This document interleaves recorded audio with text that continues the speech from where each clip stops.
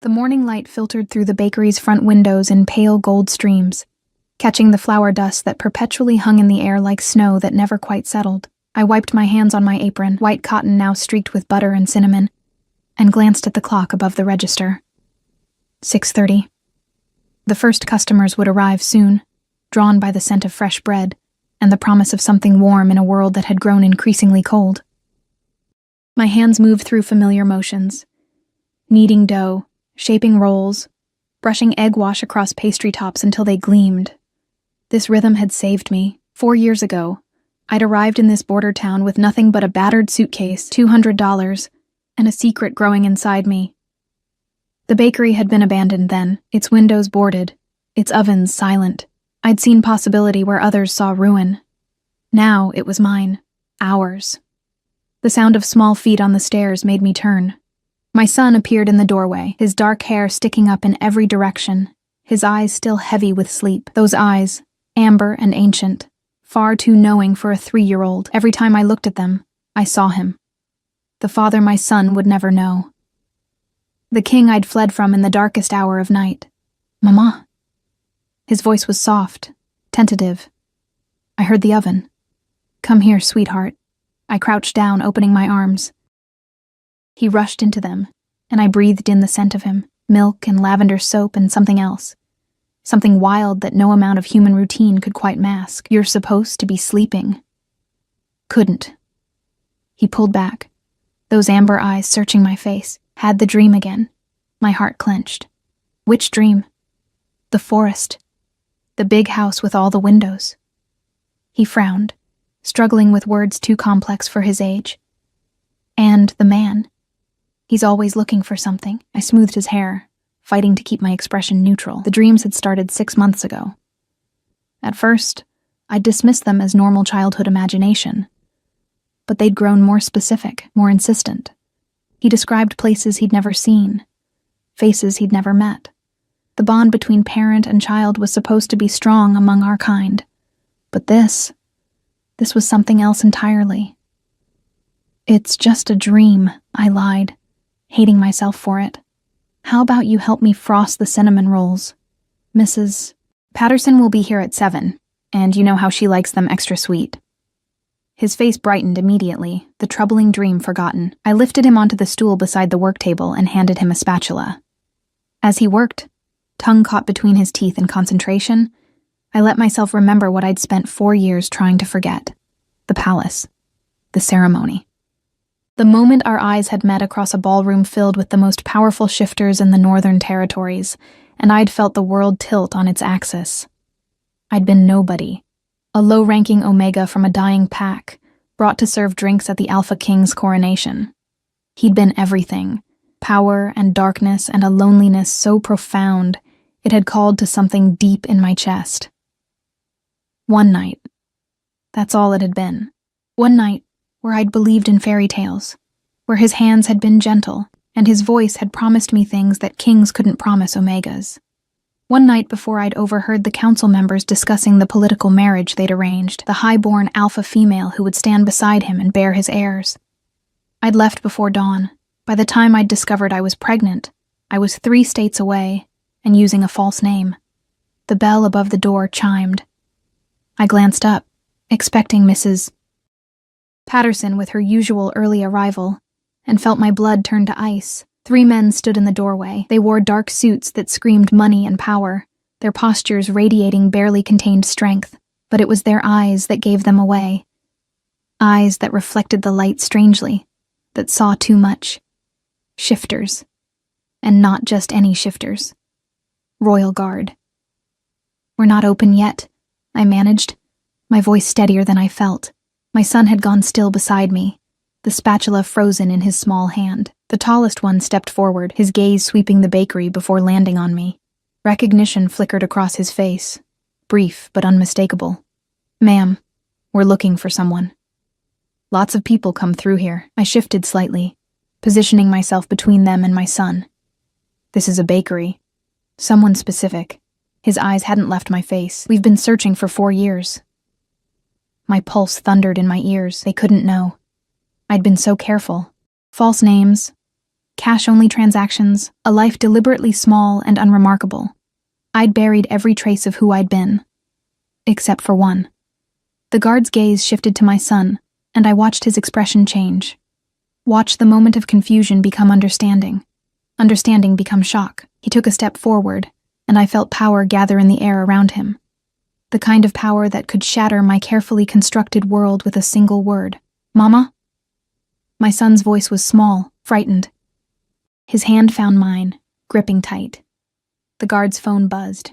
He answered it without breaking eye contact with me, listening to whoever spoke on the other end. I saw his jaw tighten, saw something like sympathy flash across his face before the professional mask returned. "Understood, Your Majesty. Yes. I've found them." A pause. Both of them. The world seemed to contract, all the air sucked from the room. "Your Majesty." Not a search party sent by the council. Not enforcers looking for a runaway Omega. Him. The guard lowered the phone. "The king is on his way. He'll be here within the hour." "No." The word escaped before I could stop it. He can't. I'm afraid that's not your decision to make." His voice wasn't unkind, but it was absolute. "You've been harboring the king's heir. There are laws." "I've been protecting my son." I heard the tremor in my voice and hated it. Hated the fear that made me sound weak. He doesn't know this life. He doesn't know what it means to be what he is. The guard's expression softened fractionally. "Ma'am, with all due respect, you can't hide what's in his blood. Surely you've noticed the signs." I had. God help me, I had. The dreams were only the beginning. Last month, when he'd gotten angry, every light in the bakery had flickered. 2 weeks ago, I'd found him standing in the garden at midnight, surrounded by moths that circled him like planets orbiting the sun. The power was growing, seeking expression, and I had no idea how to guide it. Because I wasn't strong enough. Because I'd never been meant for this. My son tugged on my hand. When I looked down, those amber eyes met mine with a clarity that stopped my breath. "Is it the man from my dreams?" he asked. "The one who's looking?" Before I could answer, the air in the bakery changed. It grew heavier, charged with electricity that made my skin prickle, and my instincts scream. The guards straightened immediately, their casual postures shifting to attention. And I knew. Even before the door opened again, even before I saw the shadow fall across the threshold, I knew. He'd found us.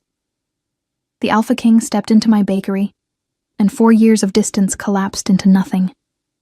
He was exactly as I remembered, tall and dark-haired, his features carved from stone and shadow, power radiating from him in waves that made my knees weak. But there was something different too, something harder in the set of his jaw, something desperate in the way his eyes swept the room. Those eyes, the same amber as our son's, locked onto the small figure beside me. Time stopped. I watched him take in every detail. The dark hair, the golden eyes, the way the child stood with one hand gripping my apron and the other curled into a small fist. Defensive, protective, so heartbreakingly brave. The king's face went white. His hands, which had destroyed armies and signed laws that governed millions, trembled. "Impossible," he breathed. Then, louder, his voice cracking on the word, "Impossible." My son stepped forward, slipping from my grasp before I could stop him. He tilted his head, studying the man who towered over him with the same intensity he applied to everything else in his world. "You're real," my son said, wonder coloring his voice. "I thought you were just in my head." The king dropped to his knees. The motion was so sudden, so unexpected, that even his guards startled. He knelt on the worn floorboards of my bakery, bringing himself to eye level with the child he'd never known existed, and I saw his careful control shatter. "What's your name?" His voice was rough, barely above a whisper. My son glanced back at me, seeking permission. I couldn't speak, couldn't move, could only watch as the two halves of my fractured world collided. "Ethan?" my son said finally, turning back to the king. "My name is Ethan. Ethan." The king repeated it like a prayer, like a promise, his hand lifted, hovering in the air between them, not quite touching. "I've been looking for you. I didn't know. I never knew." His eyes found mine then, and the accusation in them was like a physical blow. 4 years, he said, his voice dangerously soft. "You kept him from me for 4 years. I couldn't find my voice. Couldn't find anything except the crushing weight of his gaze and the terrible understanding that everything I'd built was crumbling around me.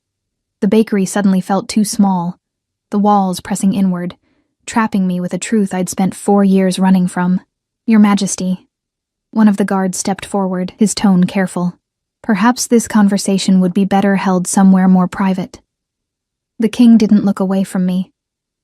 Clear the street. I want a perimeter around this building. No one enters, no one leaves, and find somewhere for my son to wait while I speak with his mother. No. The word ripped from my throat before I could think. You don't get to just walk in here and start giving orders about my son. Your son. He rose to his feet in one fluid motion, and I was reminded viscerally of what he was. Not just a king, but an alpha in his prime, bred for dominance, capable of crushing anyone who challenged him. He's mine too. Or did you think you could keep that from me forever? I kept him safe. My hands were shaking. I clenched them into fists, refusing to show weakness. Do you have any idea what would have happened if I'd stayed? What the council would have done to him? To me? The council answers to me. The council controls you. The words came out bitter, edged with 4 years of resentment. I heard them that night, planning your future, the arranged marriage to cement alliances, the heirs you'd produce with someone appropriate, someone who wasn't a nobody Omega who served drinks at your coronation. Something flickered across his face, surprise, perhaps, or pain. You heard. Every word. I felt Ethan press against my leg, his small body trembling. I gentled my voice with effort, speaking to the king while my hand found my son's hair, offering comfort. So I made a choice. I chose to give him a childhood, a normal life. Not one where he'd be a political pawn before he could even speak. A normal life? The king's laugh was harsh, humorless. Look at him. Really look at him. Do you think he's normal? Do you think you can keep pretending he's human when the power is already manifesting? My throat tightened. I'm managing. Are you?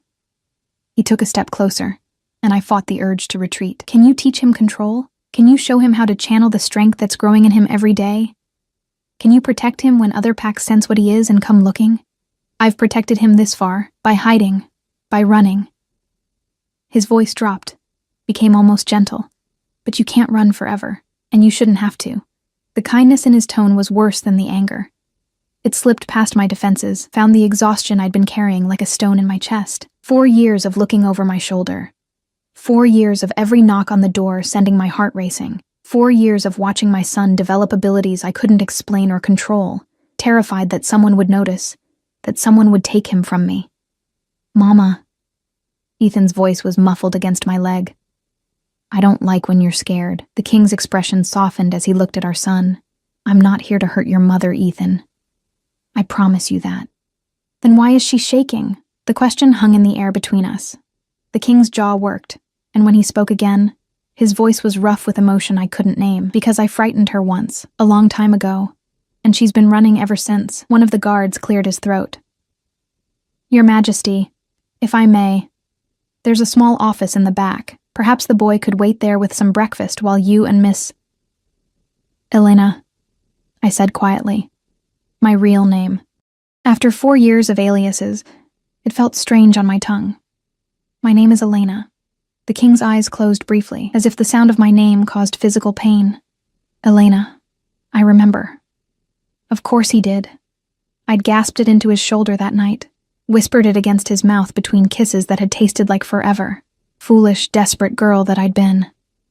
Ethan. I crouched down, bringing myself to his level. These men need to talk to Mama about grown-up things. Can you be brave and wait in the office? I'll bring you some milk and cinnamon rolls. His lower lip trembled. You'll come back? I promise, sweetheart. I'm not going anywhere. The lie tasted bitter. I had no idea what would happen in the next hour, what rights I had, what claims the king could make, but I wouldn't let my son see my fear. He nodded slowly, then surprised me by turning to the king. You have to promise, too. The king blinked. Promise what? That you won't make Mama cry. Ethan's small chin lifted defiant. I don't know you yet, but she's mine, and I don't let people make her sad. I watched something crack in the king's careful composure. He knelt again, meeting Ethan at eye level with a solemnity that would have been funny in any other context. "I give you my word," he said, and the formal phrasing carried weight, carried power. "On my honor as king, I will not harm your mother." Ethan studied him for a long moment, then nodded. "Okay." One of the guards, younger, with kind eyes, extended a hand. "Come on, little prince. Let's see what kind of pastries your mom has hiding in the back." The title made me flinch, but Ethan didn't seem to notice. He took the guard's hand and let himself be led away, glancing back only once before disappearing through the door. The silence he left behind was crushing. The king moved first, crossing to the window and pulling down the shade. The other guards positioned themselves outside, their backs to the glass, creating privacy, creating a cage. 4 years, he said again, his back still to me. 4 years of searching. Do you know what that does to a person? Knowing that somewhere out there, the woman who... He stopped, his shoulders rigid. "I thought you were dead." The words hit me like a fist. "What?" "When you disappeared that night, I thought..." He turned, and the anguish on his face stole my breath. "The council told me you'd been killed, an attack on the servants' quarters. They showed me ashes, said they'd identified your remains through dental records. Horror washed over me. They lied to you. They lied to their king," his hands clenched at his sides. "And I believed them. For 6 months I believed you were gone. I mourned you. I nearly started a war trying to find who was responsible," a bitter laugh. "Then one of my guards got drunk and let something slip. A conversation he'd overheard, questions about a young woman matching your description, last seen boarding a bus 3 states away. So you've known I was alive for 3.5 years. He took a step toward me, his eyes blazing. 3.5 years of following dead ends, of finding towns you'd already left, of always being 1 step behind. Another step. And never, not once, did it occur to me that you might be pregnant, that you might be carrying my..." His voice broke. He pressed a hand to his face, and I saw the careful control he'd maintained since entering the bakery begin to fracture. "I didn't know," I whispered. "Not until I'd been gone for 6 weeks, and by then you decided I wasn't worth telling. The accusation was quiet, devastating. By then I'd heard about your wedding." The words came out sharper than I intended. "To the Alpha's daughter from the Western Pack. Very strategic, from what the news said. Very appropriate." He stared at me. "I didn't marry her." "What?" "I called it off. The council was furious, threatened to withdraw their support, but He ran a hand through his hair, a gesture so human it hurt. "I couldn't do it. Couldn't stand there and pledge myself to someone else when every time I closed my eyes, I saw you, when I could still smell lavender in my sheets weeks after you'd gone." The admission hung between us, raw and bleeding. I wanted to believe him. God, how I wanted to believe him. "That's a pretty story," I said, hating how my voice shook. "But it doesn't change anything. You're the king. You need heirs, alliances, someone who fits into your world. I was never going to be that person. So you decided for both of us." He was close now, close enough that I could feel the heat radiating from him, smell cedar and smoke and something wild. "Decided that I didn't deserve to know about my son, that I didn't deserve the choice." "What choice?" The question came out broken. "You would have tried to do the right thing. Bring me back to court, maybe even offer marriage out of obligation. And I would have spent every day knowing I'd trapped you, that you were with me because of duty, not what?" His hand caught my chin, tilting my face up. The touch sent electricity racing down my spine. "Say it, Elena. Not what?" "Not because you wanted me." The truth escaped in a whisper. "Not because I was enough." His thumb brushed across my cheekbone, and I realized I was crying. When had I started crying? "You left before I could tell you," he said, his voice rough. "Left before I could explain that what happened between us wasn't casual for me. It wasn't a one-night distraction before I married someone else." His forehead pressed against mine, and I felt him trembling. "You undid me, Elena. One night, and you completely undid me." I wanted to pull away, wanted to protect myself from hope that would only lead to more heartbreak. But my body betrayed me, swaying toward him like a flower toward the sun. "We can't," I breathed. "There's too much. The council, The politics, your position. I am the king. The words vibrated with power, with absolute certainty. The council serves at my pleasure. The politics bend to my will, and my position means that I can protect what's mine. I'm not yours, aren't you? His hands framed my face, gentle despite the intensity in his eyes. Tell me you didn't feel it that night. Tell me you don't feel it now, this pull between us. Tell me I'm the only one who's been half alive for 4 years. I couldn't. Because it would be a lie, and we'd had enough lies between us. What do you want from me? The question came out defeated, exhausted. Everything. No hesitation. I want you to come home. You and Ethan. I want to know my son. I want to... He paused, choosing his words carefully. I want the chance to do this right, to be what you both need. And if I say no, pain flashed across his face, then I'll respect your choice. But I'm not walking away from Ethan. He's my heir, Elena. The only child I have. The council will demand he be brought to court. Trained, prepared for his eventual role. He's 3 years old. He's the future king. Gentle, implacable. And whether we like it or not, that comes with responsibilities, with dangers. There are already whispers spreading. My guards aren't subtle, and news travels fast in our world. By nightfall, every pack in the Northern Territories will know the king's missing heir has been found. Fear coiled in my stomach. What does that mean? It means you have a target on your back. Both of you. His hand slid down to my shoulders, steadying. It means enemies I've made will see you as leverage. It means packs who want to challenge my authority will see Ethan as a symbol to rally around or destroy. It means you can't stay here, in this bakery, pretending you're human and hoping no one notices. The truth of it settled over me like a shroud. He was right. I'd always known this day would come, had just hoped, stupidly, desperately, that I'd have more time. I built a life here, I said, hearing the plea in my own voice. A good life. Safe and quiet and, I know. His thumbs traced circles on my shoulders, soothing. And I'm sorry I'm destroying it. But Elena, please, let me give you something better. Let me give you safety that doesn't require hiding. Let me give our son a future where he doesn't have to be afraid of what he is. Our son. The words shouldn't have affected me so much, but they did. I need time, I whispered. To think. To process. The window exploded inward. Glass rained down in glittering shards, and the king's body slammed into mine, taking us both to the floor behind the counter. His weight pressed me against the worn floorboards as something dark and massive crashed through the space where we'd been standing moments before. Snarls erupted outside, shouting, the unmistakable sound of bones breaking and reforming. Stay down. The king's voice was barely recognizable, deeper, rougher, touched by the beast that lived beneath his skin. He was off me in an instant, moving with inhuman speed toward the ruined window. I scrambled to my knees, my mind screaming one word. Ethan. The office. He was in the office with the guard. Safe. He had to be safe.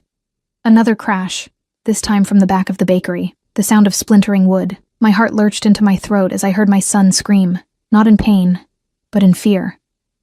I was running before I could think, ignoring the king's shouted command to stop. The office door hung crooked on its hinges. Inside, the young guard with the kind eyes stood in front of Ethan, his body shifted halfway between human and wolf, blood streaming from a gash across his ribs. Facing him was something out of nightmare. A massive wolf with matted gray fur and eyes that burned red with madness. A rogue. I could smell it on him, the sickness that came from rejecting pack bonds, from living too long on the edges of sanity. Ethan, close your eyes. I didn't recognize my own voice. The rogue's head swung toward me, lips peeling back from yellow teeth. The guard used the distraction to lunge, catching the creature's shoulder, driving it back. They went down in a tangle of fur and fury, crashing into my desk, sending papers and receipts flying. I grabbed Ethan, hauling him against my chest. His small arms locked around my neck, his face buried in my shoulder. He was shaking so hard I could feel it in my bones. It's okay, baby. I've got you. I've got you. The guard was losing. The rogue was bigger, stronger, driven by whatever demons had fractured his mind. Blood spattered across the wall. I couldn't tell whose. The young guard's movements were growing slower, more desperate. The rogue broke free, turning toward us with single-minded focus. Hunting, Ethan was what it wanted. The king's heir, the ultimate prize for a creature with nothing left to lose. I backed toward the corner, knowing it was futile. I was Omega. Weak. I'd never been a fighter, but I'd die before I let this thing touch my son. The rogue gathered itself to spring. And the king appeared in the doorway like vengeance given form. He didn't bother with words, didn't shift. Simply moved with speed that blurred the edges of reality, caught the rogue mid-leap, and slammed it into the wall hard enough to crack the plaster. The impact should have killed it, would have killed anything human, but rogues were hard to kill. It twisted in his grip, claws raking across his chest, tearing through his shirt and the flesh beneath. The king's jaw clenched, but he didn't let go. His hand found the creature's throat, and power rolled off him in waves that made the air shimmer. "You dare," he growled, and his voice held the weight of absolute authority, of a command that went bone deep. "Attack what is mine." The rogue thrashed, its movements becoming more frantic, more desperate, but the king's grip was iron, inexorable. I watched as the light began to fade from those red eyes, as the struggle became twitches, as "Stop." The word escaped before I could catch it. The king's head turned toward me, and for a moment I saw something utterly inhuman looking back, something ancient and merciless. "Please." I held Ethan tighter, felt him trembling against me, not in front of him. Understanding flickered across the king's face. His expression shifted, became something more recognizably human. He looked down at the now limp rogue in his hands, then at the young guard struggling to his feet, blood dripping from his wounds. "Take it outside," he ordered, his voice still rough but controlled. "Make it quick, make it clean." 2 more guards appeared, moving past me to haul the unconscious rogue away.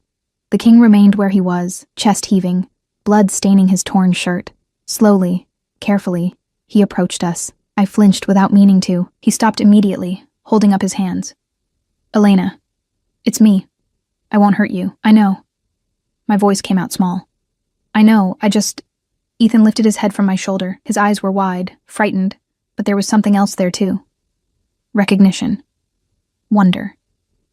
"You're like me," he whispered, staring at the king. "When I get angry, things break. When I get scared, I can feel something inside me wanting to come out." The king's expression crumbled. He sank to his knees in front of us, heedless of the blood and broken glass. "Yes," he said softly, "just like you. Does it hurt?" "Sometimes. Honest. But it gets easier. With training, with control." Ethan considered this, his small face serious beyond his years. Then, slowly, he reached out one hand toward the king, toward his father. The king looked at that tiny hand like it was the most precious thing in the world. His own hand, so much larger, still stained with the rogue's blood, trembled as he reached back. Their fingers touched. The air in the room seemed to hold its breath. I felt it. The moment the bond snapped into place. Not the forced connection of a mating, but something else. Something deeper. The recognition between parent and child, between 2 halves of the same power. Ethan's eyes went wide. "I can feel you," he breathed. "Inside my head. Like the dreams, but real." "I can feel you too." The king's voice broke. "God, you're so bright, so strong." I wanted to cry, wanted to rage, wanted to grab my son and run, even though I knew running was no longer possible. The attack had proved that. Somehow word had spread faster than the king's guards could contain it. My son was already a target. "Your Majesty." One of the older guards appeared in the doorway, his expression grim. "We've secured the perimeter, but there's movement in the woods. At least 3 more rogues, possibly more. They're coordinating, which means someone sent them." The king's voice was flat, dangerous. He stood carefully, keeping himself between us and the door. "This wasn't random. This was a strike force. Agreed. We need to move, sir. This position is indefensible." I found my voice. "Where? Where can we possibly go that's safe?" The king looked at me, and I saw the answer in his eyes before he spoke. "Home. To the palace." "No." The refusal was automatic, visceral. "Elena, you said I had a choice. You said you'd respect." That was before rogues started throwing themselves through your windows. His control was fraying, the fear beneath it showing through. That was before our son became a target. Before someone decided that killing him would be worth risking my wrath. Then we'll go somewhere else, another town, another state. And how long before they find you again? How long before the next attack, and the next, and you're not lucky enough to have guards nearby? He caught my shoulders, not rough, but desperate. Please. I know you don't trust me. I know you don't want this life, but I am begging you. Let me protect you both. Ethan's hand found mine, squeezing tight. When I looked down, those amber eyes, so like his father's, met mine with startling clarity. Mama, I'm scared, he said quietly, and I think he can keep us safe. The simple faith in his voice broke something in me. How long? I asked the king, my voice hollow. How long would we have to stay? Until we find out who sent the rogues. Until we eliminate the threat. He paused. Until I can guarantee your safety wherever you choose to go. The unspoken truth hung between us. That might be never. Once the world knew Ethan existed, once other packs and councils and enemies understood what he represented, we would always be targets. The only question was whether we'd face those threats with the king's protection or without it. I want your word, I said, forcing steel into my spine. That if I do this, if I bring him to the palace, you won't try to take him from me. That I remain his mother, with all the rights that entails. You have it. On my life, on my throne, you have it. And when the threat is gone, if I want to leave, I won't stop you. The words seemed to cost him, though I'll do everything in my power to convince you to stay. I looked around the bakery that had been my sanctuary. 4 years of work, of building something with my own hands. The ovens I'd restored, the tables I'd refinished, the community I'd become part of. All of it about to be left behind, but Ethan's safety, that came before everything. Okay, I whispered. Okay, we'll go. The king's shoulders sagged with relief. Thank you. I promise you won't. Don't. I cut him off. Don't make promises you might not be able to keep. He nodded slowly, then turned to his guards. Prepare the vehicles. I want a 3-car convoy, rotating drivers and scouts ahead and behind. We leave in 10 minutes. The guards moved with military precision, speaking into radios, coordinating. The king turned back to me, his expression softening. You'll need to pack. Essentials only. We can send for the rest later. I almost laughed. We don't have much. We've always traveled light. Something painful crossed his face at that reminder of the years I'd spent running. But he just nodded and stepped aside, letting me carry Ethan toward the stairs that led to our small apartment above the bakery. Our home. For 4 more years, it had been our home. Ethan was quiet as I packed, his eyes tracking my movements. I grabbed clothes, his favorite stuffed bear, the handful of books I'd collected. Everything fit into 2 small bags. The entirety of our lives, reduced to things that could be carried. Mama? His voice was small. Are we coming back? I wanted to say yes, wanted to promise him that this was temporary, that we'd return to our normal life, but I was done lying to my son. I don't know, sweetheart, but wherever we go, we'll be together. That's what matters. He nodded, accepting this with a resilience that hurt my heart. Too young to have to be this brave. Too young to have to understand why his world was being torn apart. A knock at the door. The king's voice, gentler than before. Elena? We need to move. I shouldered the bags, took Ethan's hand, and opened the door. The king stood in the narrow hallway, looking absurdly large in the cramped space. His eyes went to our meager luggage, and something flickered in his expression. Is this everything? This is everything that matters. He reached for one of the bags. Let me... I can carry it. We stood there for a moment, locked in silent battle over something as simple as luggage. Finally, he stepped back, gesturing for me to go first. The bakery looked different as we descended the stairs. Broken, violated. Glass still glittered on the floor near the ruined window. The office door hung at an angle. Blood stained the walls, reminders of how quickly violence had shattered my carefully constructed peace. Outside, 3 black SUVs idled at the curb, their engines rumbling. Guards stood at attention, their eyes scanning the street, the roof lines, the shadowed alleys, ready for another attack. The king's hand settled on the small of my back, guiding me toward the middle vehicle. You'll ride with me. Extra protection. I wanted to argue, to insist on independence I no longer had. But Ethan's hand tightened in mine, and I felt him trembling despite his brave face, so I climbed into the SUV, settling Ethan on my lap even though there was a car seat waiting. I needed to hold him, needed to feel his heartbeat against mine, and know he was safe. The king slid in beside us, his presence filling the space. The door closed with a heavy thunk, sealing us in. Through the tinted windows, I watched the bakery, my bakery, recede as we pulled away from the curb. "I'm sorry," the king said quietly. "I know what you're losing." I didn't answer. Couldn't trust my voice. Ethan shifted in my arms, his head tilting back to look at the king. "Where's your palace?"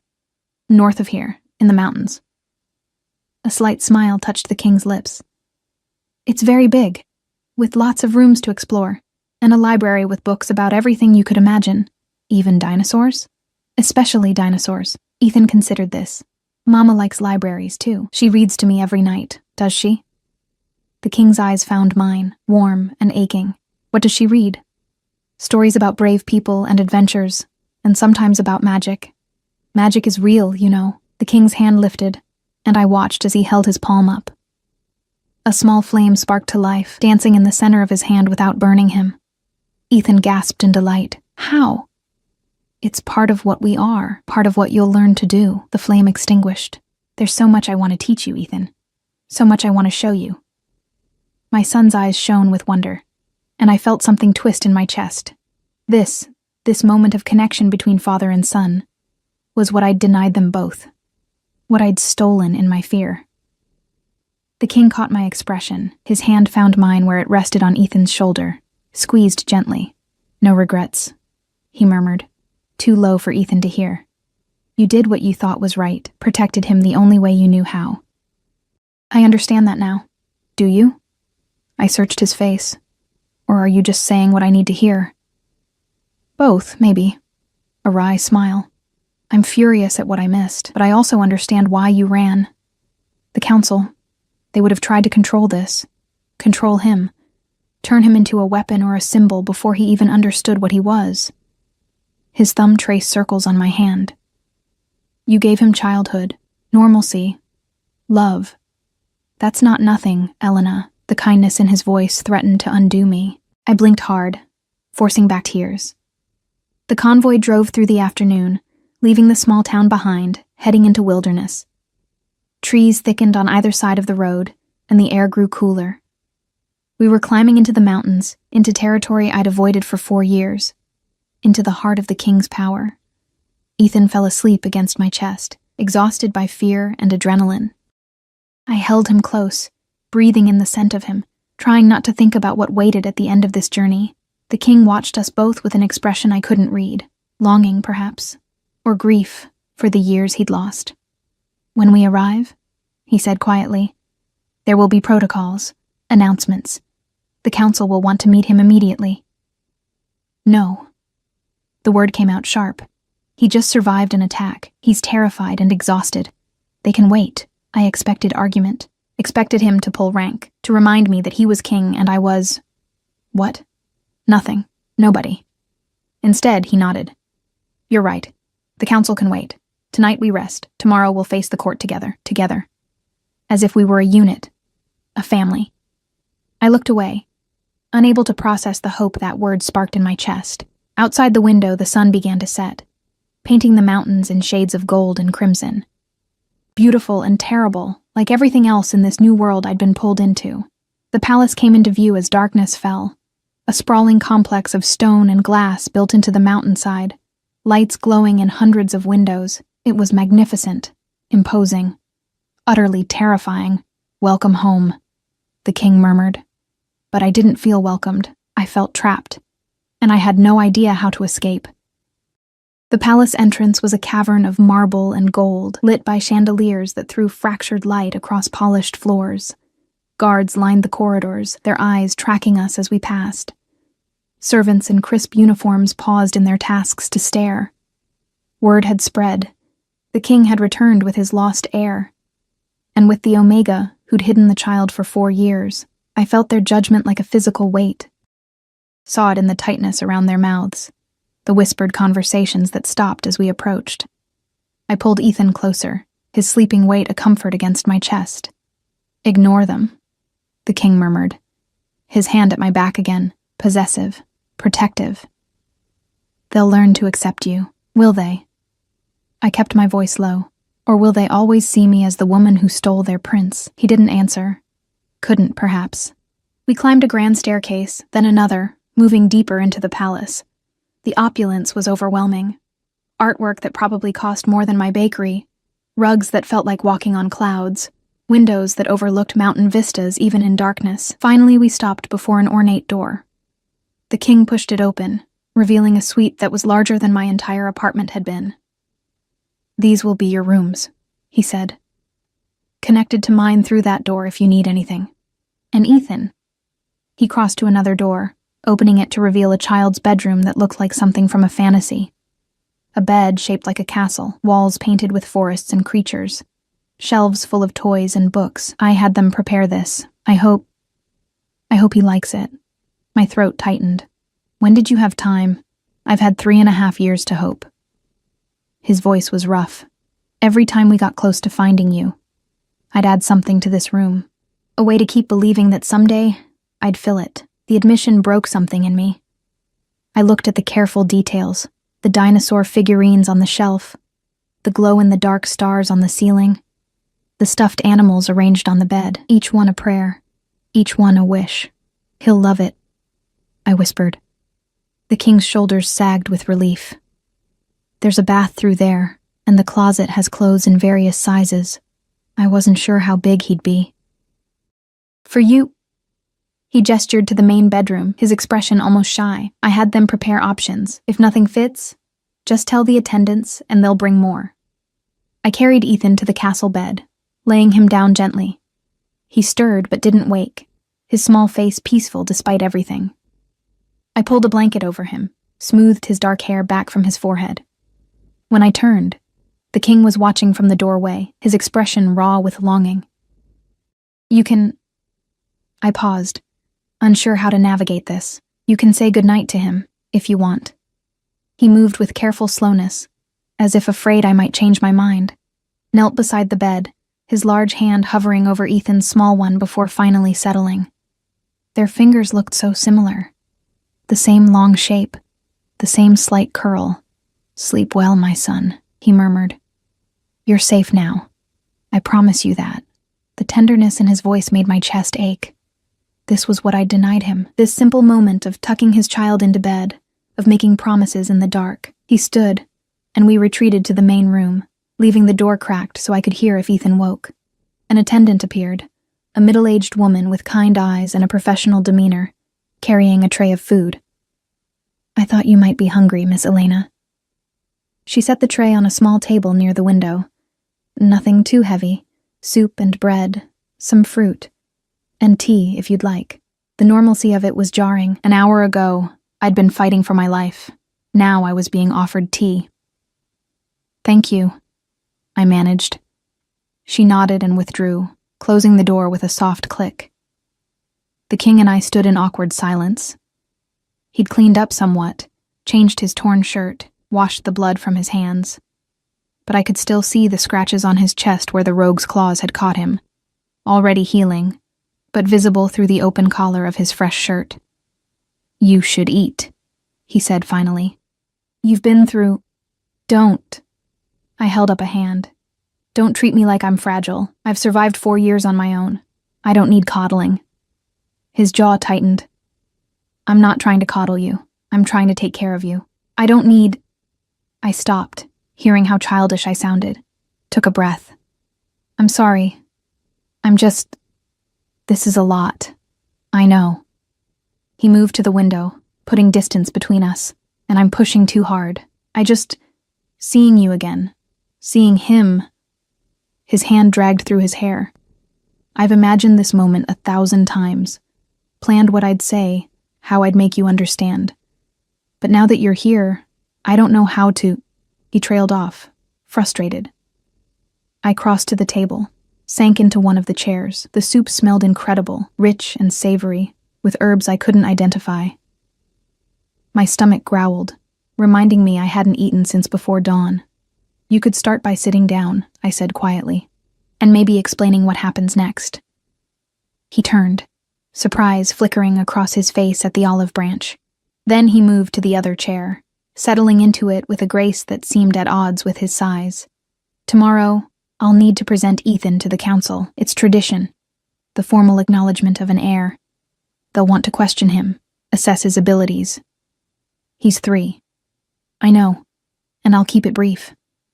But Elena, they need to see him, to understand that he's real, that he's mine. Otherwise, there will be challenges. Other alphas claiming I've invented him to avoid another arranged marriage. Rivals suggesting he's not actually of my bloodline. The thought of anyone questioning Ethan's parentage made my blood boil. One look at his eyes should settle that. You'd think. A bitter smile. But politics are rarely about truth. They're about power and perception, which is why I need you there too. I set down my spoon. Me? His mother. The woman who... He paused, choosing words carefully. The woman I'm claiming as my mate. The room seemed to tilt. What? It's the only way to protect you both. He leaned forward, earnest. If I acknowledge Ethan but not you, the council will try to remove you from his life. They'll argue that an Omega with no rank or connections isn't suitable to raise the heir. They'll find some noble family to foster him, or assign governesses and tutors who'll push you to the sidelines. Horror washed over me. They can't. They can. They've done it before. To other royal children. It's considered proper, ensuring the heir is raised with appropriate influence. His hand found mine across the table. But if you're my mate, if we're bonded, then you have rights they can't challenge. You become queen, with all the protection that title carries. You're talking about a political arrangement. I'm talking about survival. His grip tightened. Yours and Ethan's. The bond doesn't have to be. We don't have to consummate it immediately. We can take time, let you adjust. But on paper, in the eyes of the court, you'd be mine and I'd be yours. Unassailable. My head was spinning. This is insane. This is the world we live in. He pulled back, giving me space. I know it's not what you want. I know you didn't choose this life. But I'm asking you to consider it, for Ethan's sake, if not your own. I looked toward the cracked door, where my son slept peacefully, unaware of the machinations swirling around him. The king was right. I'd seen enough of shifter politics to know how ruthless the council could be. They'd take Ethan from me without a second thought if they believed it served their interests. If I agree, I said slowly, what exactly would this bond entail? A formal ceremony. Bite marks exchanged, though we can do them in private, nothing public. He grimaced. Some paperwork, surprisingly, a lot of paperwork. And then you'd live here, as queen. You'd have duties, appearances to make.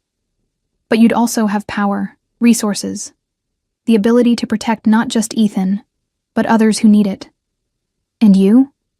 What would you get out of this arrangement? His eyes met mine, and the heat in them made my breath catch. A family, the chance to know my son. And maybe, if I'm very lucky and very patient, the chance to win the heart of the woman I let slip away 4 years ago. That's not fair. My voice came out shaky. You can't say things like that when I'm trying to think clearly. Why not? A slight smile. You've had 4 years to think clearly. Maybe it's time to feel instead. Feeling is what got me into this situation in the first place. Would you take it back? The question was soft, devastating. If you could go back to that night, knowing what you know now, would you walk away from me? I wanted to say yes, wanted to claim I regretted everything. But I looked at that cracked door again, thought of the beautiful child sleeping beyond it, and knew the truth. No, I whispered. I wouldn't. His breath released in a rush. Then give me a chance, Elena. Let me prove that I can be what you both need.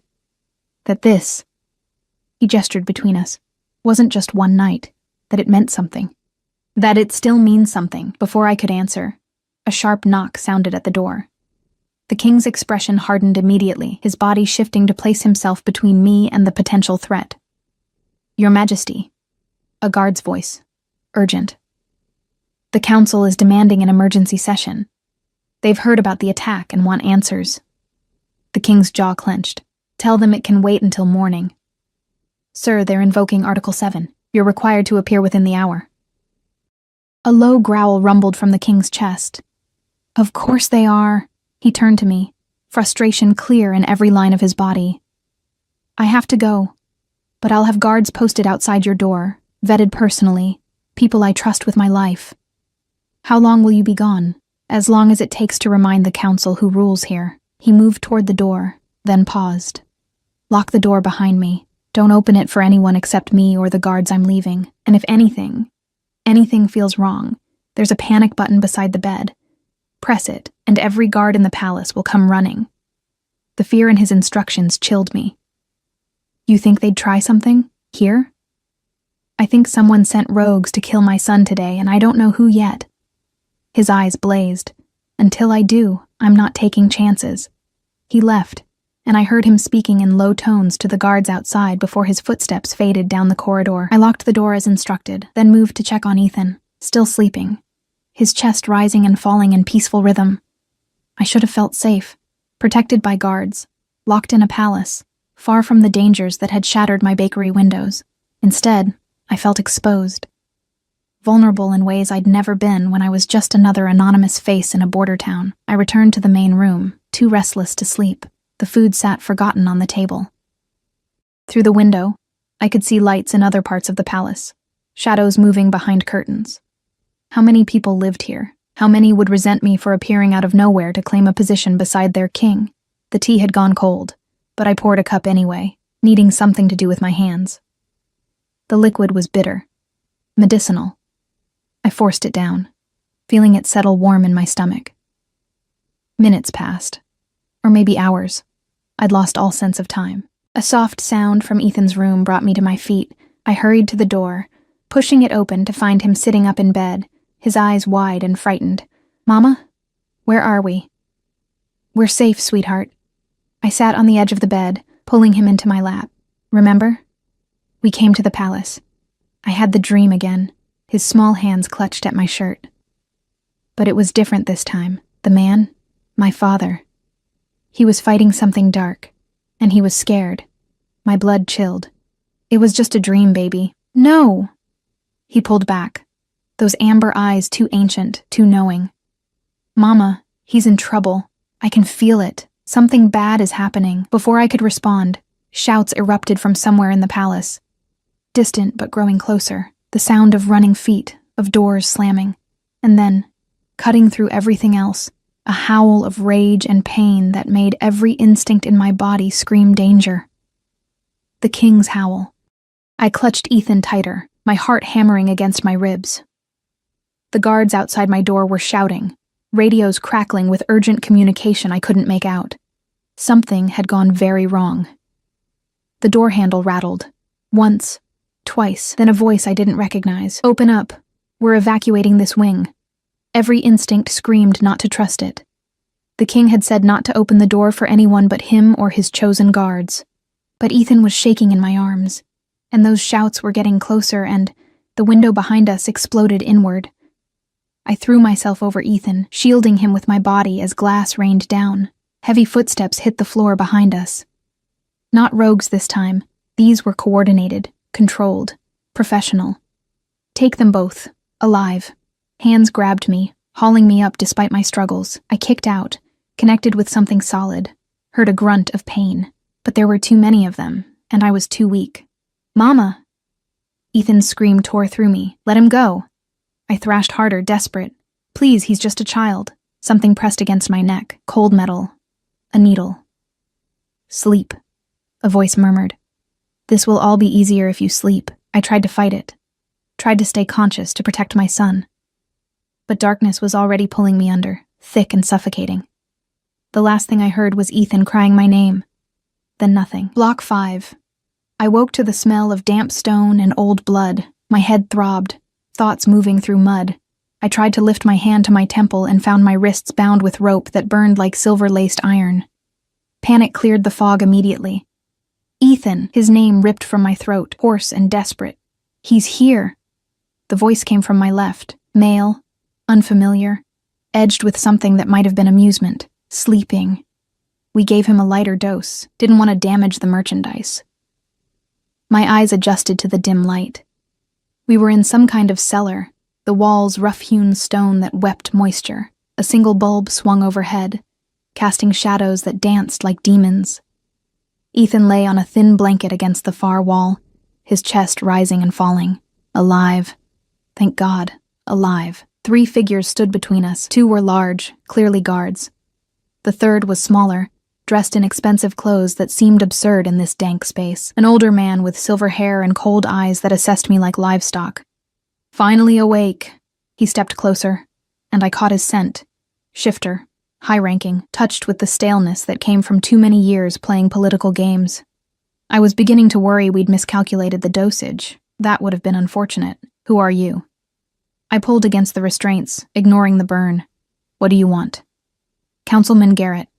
And what I want is quite simple, leverage. He crouched down to my level, his smile cold. The king has become problematic. Refuses to see reason regarding certain policies, certain alliances. We'd hoped his desperation to find you might make him more amenable to guidance. Instead, it's made him reckless. Understanding crashed over me. You're the ones who told him I was dead. A necessary fiction.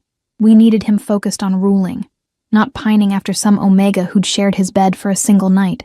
His tone was dismissive, contemptuous. You were supposed to stay gone, stay irrelevant. Instead, you produced an heir and complicated everything. So you sent the rogues, not to kill, not initially, to frighten, to drive you into the king's arms in the palace, where you could be properly controlled, he sighed. Unfortunately, rogues are unpredictable creatures. They got overeager. My mind raced, trying to understand.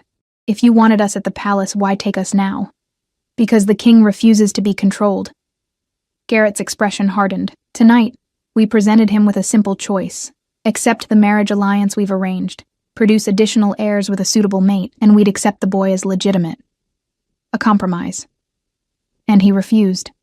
He challenged the entire council, declared that he'd already chosen his queen. Garrett's lips twisted. You. An Omega with no family, no connections, no value except what you've stolen. The hatred in his voice was palpable. I forced myself to meet his eyes, to not show the fear coursing through me. So what's your plan? Kill us both? That won't make him more cooperative. Kill you? No. He stood, brushing off his pants. But accidents happen, especially to Omegas who wander where they shouldn't. And small children are so fragile, so susceptible to illness, to tragedy. If you were to disappear, and the boy were to sicken and die, well, the king would mourn, certainly, but he'd move forward, except that he needs to secure the succession properly. Cold rage flooded my veins. You're going to murder a child to maintain your political power. We're going to do what's necessary for the kingdom. No remorse, no humanity. The king's obsession with you threatens the stability we've built. Better to cut out the infection before it spreads. He'll know. My voice was steady, cold. He'll know you were responsible and he'll destroy you. Will he? A grieving king, told that his lost love and rediscovered son were killed by the same rogue pack that attacked them earlier? That his guards failed to protect them despite his orders? Garrett shook his head. No. He'll blame himself, his judgment, his weakness, and in his grief, he'll be malleable again. One of the guards shifted uncomfortably. Sir, about the boy, he's very young. Maybe we could... Are you questioning me? Garrett's voice dropped to a dangerous purr. No, sir. Just, he's the king's bloodline. If there's another way, there isn't. Final. Absolute. Make the arrangements. I want it done before dawn, before anyone thinks to look in the old wine cellars. The guards nodded and withdrew, leaving Garrett alone with us. He looked down at me with something like pity. For what it's worth, I believe you loved him, in your simple way. He moved toward the stairs, but love doesn't build kingdoms, power does. Remember that. In whatever comes next, the door closed behind him with a hollow boom. A lock clicked into place. I was alone with my unconscious son in a cellar beneath the palace, with perhaps an hour before someone came to kill us both. Think. I had to think. The ropes around my wrists were tight, the silver content making my skin blister where it touched. But the pole they'd tied me to was old wood, and when I tested it, I felt it give slightly. Not much, but maybe enough. I braced my feet against the floor and pulled. The burn intensified, spreading up my arms. I bit back a scream, refusing to make noise that might bring the guards back sooner, pulled harder. The wood creaked, shifted. Come on, come on. A splinter drove into my palm. I ignored it, throwing all my weight backward. The pain was excruciating, silver poisoning spreading through my bloodstream, making my vision blur. Something cracked. The pole gave way suddenly, and I fell backward, my head cracking against stone.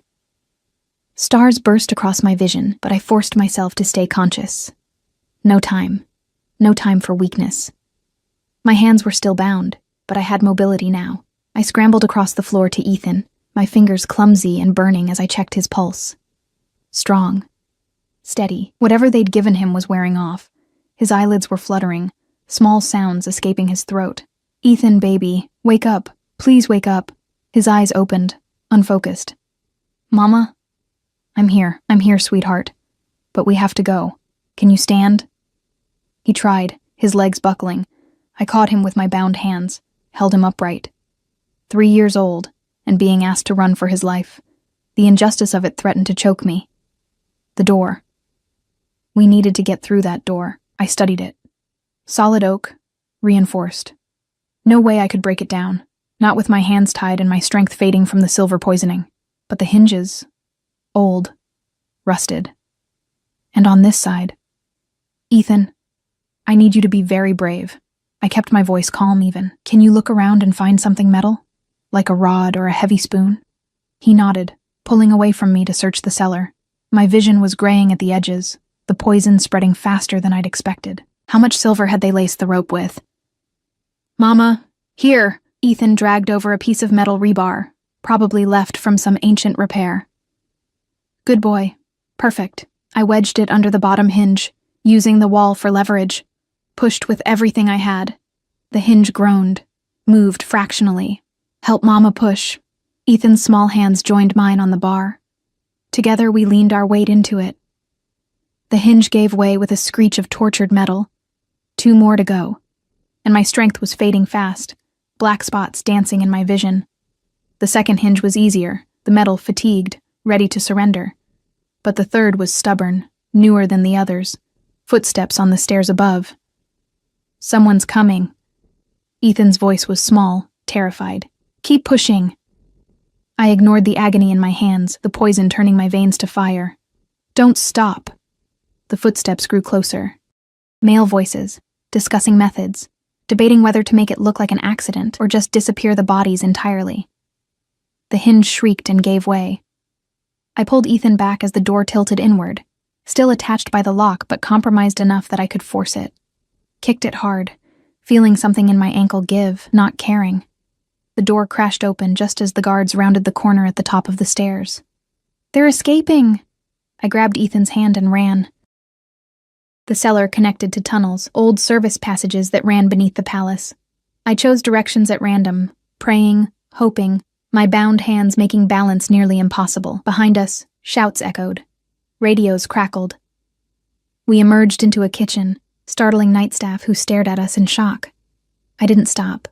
Couldn't stop. Through another door, into a corridor I didn't recognize. Stop them. Guards appeared ahead. Different uniforms. Not Garrett's people. I had no way to know if they were loyal to the king or the council. I pulled Ethan behind me, backing toward a window. 4th floor, maybe 5th. Too high to jump. The guards advanced, their postures uncertain. They'd been told to secure all exits, to lock down the palace. They hadn't been told why, or who they were looking for. Please. My voice came out broken, desperate. I need to get to the king. It's urgent. His son, his heir, is in danger. One of the guards' eyes widened in recognition as he looked at Ethan. That's him.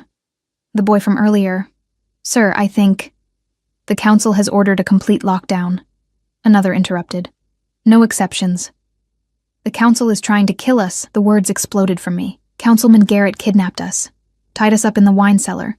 He's planning to murder the king's heir and blame it on rogues. They exchanged glances, uncertain. One reached for his radio. Don't. I stepped forward, pleading. Please, I don't know who you can trust, but if you have any loyalty to your king, if you care at all about protecting his bloodline, help us. Or at least don't stop us. A long moment of silence, then the youngest guard lowered his weapon. The king's in the council chamber, main wing, top floor. He stepped aside. But ma'am, they've got guards loyal to Garrett stationed at every approach. You'll never get through. Then tell me another way. He hesitated, then nodded toward a side passage. Old servant stairs. They'll take you to the floor below the council chamber. From there, you can access the king's private office. It connects directly to the chamber through a concealed door. Hope flared in my chest. Thank you. I'll tell anyone who asks that you overpowered us and fled toward the east wing. He met my eyes. Long live the king, and his heir. The other guards nodded slowly, stepping aside. I ran, Ethan's hand tight in mine, my body screaming with pain. The servants' stairs were narrow, dark, clearly unused. We climbed until my legs felt like they'd give out, until every breath was knives in my chest. Finally, a door. I pushed through it into a richly appointed corridor, the king's private wing. His office was easy to find, the only door with the royal crest. Locked, of course. But the lock was meant to keep out humans, not desperate Omegas with nothing left to lose. I slammed my shoulder against it, once, twice. On the third try, something gave. We tumbled into a room that smelled of cedar and old books and him. And there, on the far wall, a seam in the paneling that betrayed the hidden door. I found the release mechanism, pressed it. The panel swung inward, revealing the council chamber beyond. The king stood at the center of a half-circle of counselors, his posture radiating barely contained violence. Blood stained his shirt, not from the earlier attack, but fresh. Recent. One of the counselors held a hand to his bleeding nose. You forget yourself, your majesty. Garrett's voice rang out. He stood at the head of the council, his expression cold. We are trying to help you see reason. Help? The king's laugh was savage. You lying to me about Elena's death was help. Arranging marriages without my consent was help. Challenging my authority at every turn was help. We preserved the stability of the kingdom while you wallowed in grief over an Omega whore. The king moved like lightning, had Garrett by the throat before anyone could react. Say another word about her, and I'll rip your tongue out through your neck. Your Majesty. I stumbled into the room, Ethan in my arms, my bound hands raised. Stop! Every head swiveled toward us. The king's eyes went wide, then wild. In an instant he'd released Garrett, crossed the distance between us, his hands gentle despite his fury as he took in my bound wrists, the burns, my bleeding ankle. Who did this? His voice was barely human. Who dared?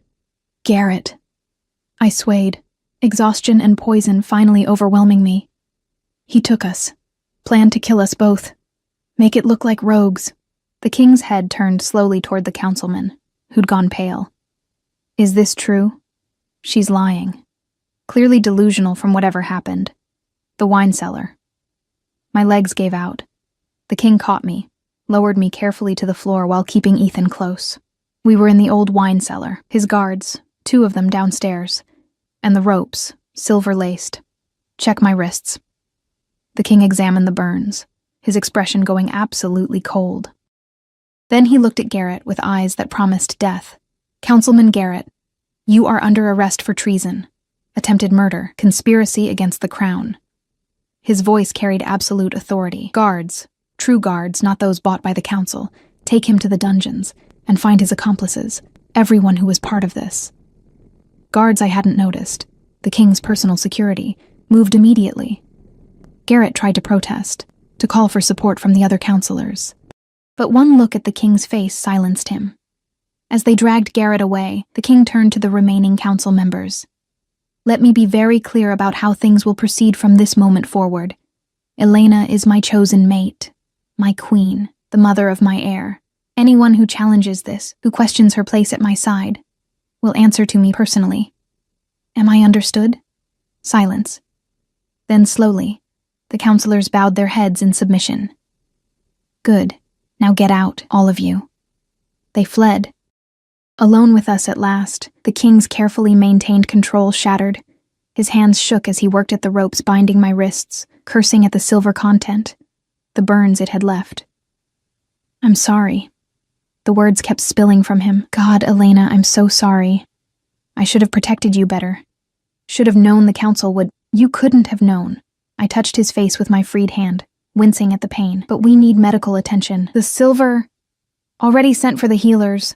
He pulled Ethan into his other arm, holding us both. "They'll be here any moment. And then I'm destroying everyone who was part of this." Ethan stirred against his chest. "Father?" The word stopped everything. The king's eyes filled with tears. "Yes, Ethan. I'm here. You're safe now. Mama saved us. She broke the door." "She did?" The king looked at me with something like awe. "Of course she did." Healers arrived. An entire team, carrying supplies, radiating competence. They took over immediately, cleaning my wounds, administering something for the silver poisoning that burned going down but cleared my head, checking Ethan thoroughly despite his protests that he felt fine. Through it all, the king never left our side, never stopped touching one or both of us, as if reassuring himself we were real. Hours passed, or maybe minutes. I'd lost all sense of time again. Finally, the healers declared us stable, gave instructions for continued care, and withdrew. Dawn light crept through the windows, painting everything gold. "I need to tell you something." The king's voice was rough with exhaustion. "Earlier, when the council was pressuring me, I told them I'd already chosen my queen, that there would be no political marriage, no compromise. I heard." I leaned against him, too tired to maintain distance. "Garrett mentioned it. I meant it, Elena, not as a political move, not as protection, though it serves that purpose." He tilted my chin up, his eyes fierce and tender. "I meant it because I've been yours since that first night. Because 4 years of searching didn't diminish what I felt. It only proved how deep it went. We barely know each other. Then let me learn." His thumb traced my cheekbone. "Let me spend the rest of my life learning every detail, every fear and hope and dream. Let me prove that what's between us is worth fighting for." I wanted to argue, wanted to list all the reasons it was impossible, impractical. But looking at him, at this powerful king who'd challenged his entire council for me, who held our son with such tenderness, I couldn't find the words. "I'm scared," I admitted instead, "of this world, of failing you both, of not being enough. You broke through a locked door with your hands tied and silver poisoning in your veins." A slight smile touched his lips. "You carried our son through a palace full of enemies and made it to me when anyone else would have given up. You've survived 4 years alone, built a life from nothing, and raised the most incredible child I've ever met." His forehead pressed to mine. "You are more than enough, Elena. You always have been." Ethan nestled between us, made a small sound of contentment. "Are we staying? Here?" I looked at my son, then at the king, at the future that terrified and tempted me in equal measure. "Yes," I whispered. "We're staying." The smile that broke across the king's face was like sunrise. 3 months later, the coronation ceremony was smaller than tradition dictated, my insistence, and one of the first decisions I'd made as queen-to-be that the council hadn't dared challenge. Just close allies, trusted guards, and a handful of pack leaders who'd proven their loyalty in the weeks following Garrett's arrest. I stood before the assembly in a gown that felt both foreign and right, deep blue silk that moved like water, simple in design but unmistakably regal. My hair, once always pulled back for practicality, had been arranged in soft waves that Ethan had declared made me look like a princess. The king, my king, though I was still getting used to thinking of him that way, stood beside me in formal regalia. His hand found mine as the officiant began the bonding ceremony. "Before the throne and witnesses gathered, do you, Elena, accept the bond of mate and sovereign? Do you pledge your strength to the kingdom and your heart to its king?" I looked at Ethan, seated in the front row between 2 guards he'd befriended, his face glowing with pride.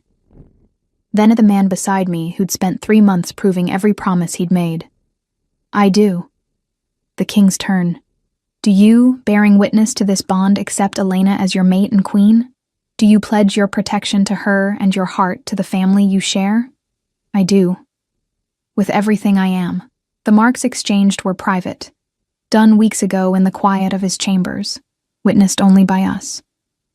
But the ceremonial bite here, gentle and symbolic, sealed what was already true. We were bound.